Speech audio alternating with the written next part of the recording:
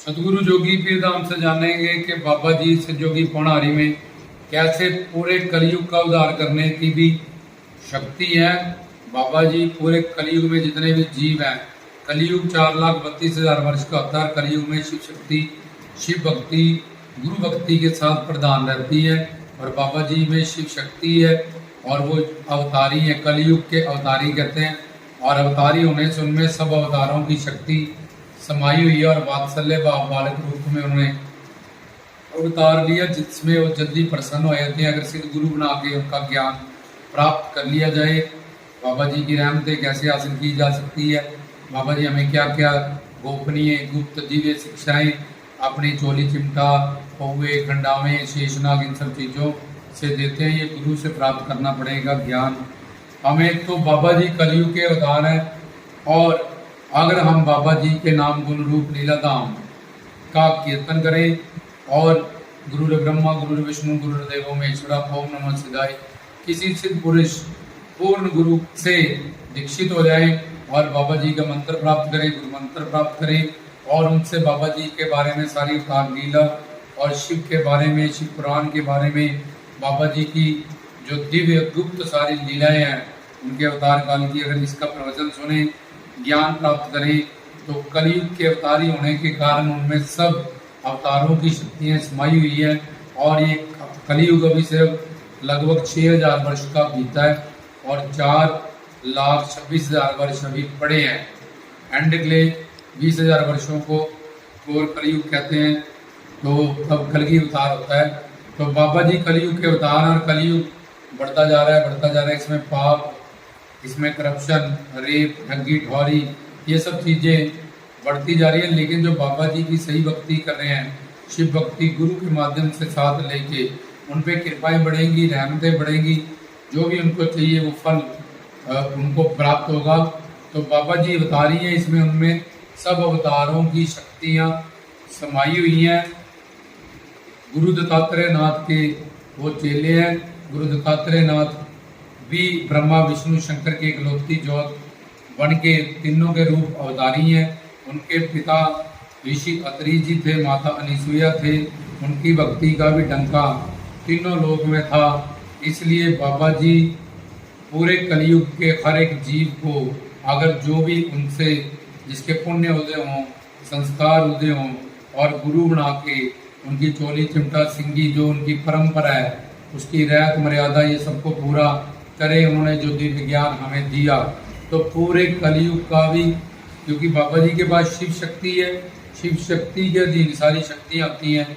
तो बाबा जी में करुणा शक्ति है, कृपा शक्ति है, पतित पावन शक्ति है, दीन दयाल शक्ति है, भूख नहीं लगती, प्यास नहीं लगती, नींद नहीं आती, बूढ़ेपा नहीं होता, धर्म से दूर है, पाप पुण्य से पर दूर है। तो उनमें जब सब अवतारों की शक्तियाँ हैं तो भगवान के बहुत सारे करुणा दया से भरे हुए नाम होते हैं, जैसे शिव मंगलकारी, कल्याणकारी, जो सारी सबका मंगल करे, सबका कल्याण करे।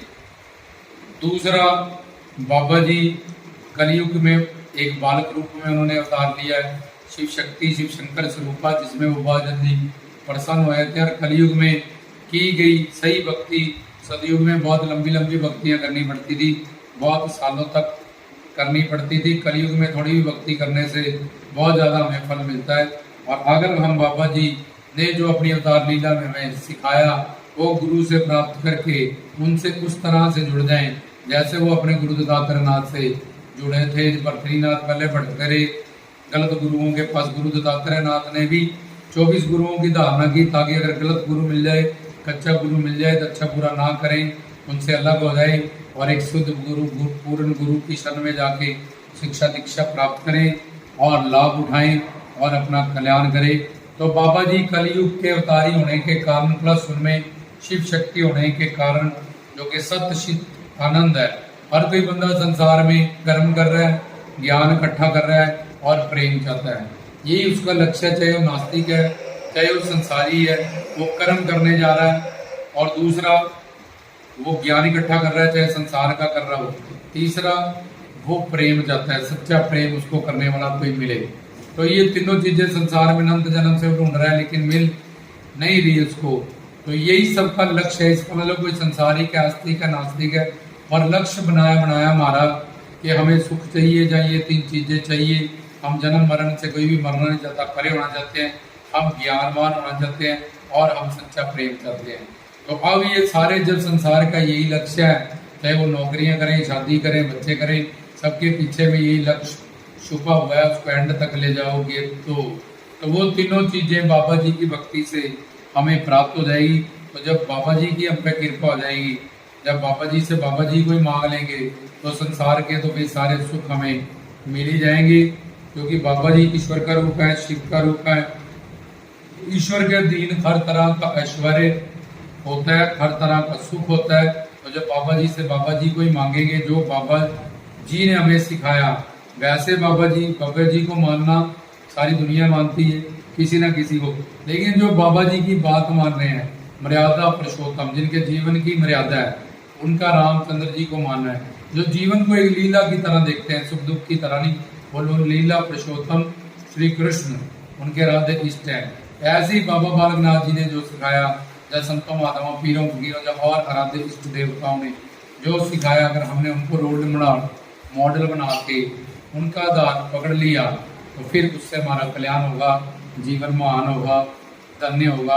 तो ये बाबा जी के बारे में समझाया गया, कैसे बाबा जी के पास सुप्रीम पावर है, जिसको शिव शक्ति कहते हैं, और बाबा जी अवतारी है, और बाबा जी बालक स्वरूप बड़ी आसानी से प्रसन्न, सिर्फ एक सही गुरु से उनका ज्ञान प्राप्त करके, जो मैंने पीछे सारा बताया, वो अपने जीवन में चिंतन मनन करके उसको अपने रंग में रंगना है, बाबा जी के अपने जीवन को, तन मन को, तो फिर कृपा ही कृपा होगी, निहाल हो जाएंगे, मालो माल हो जाएंगे। जय हो।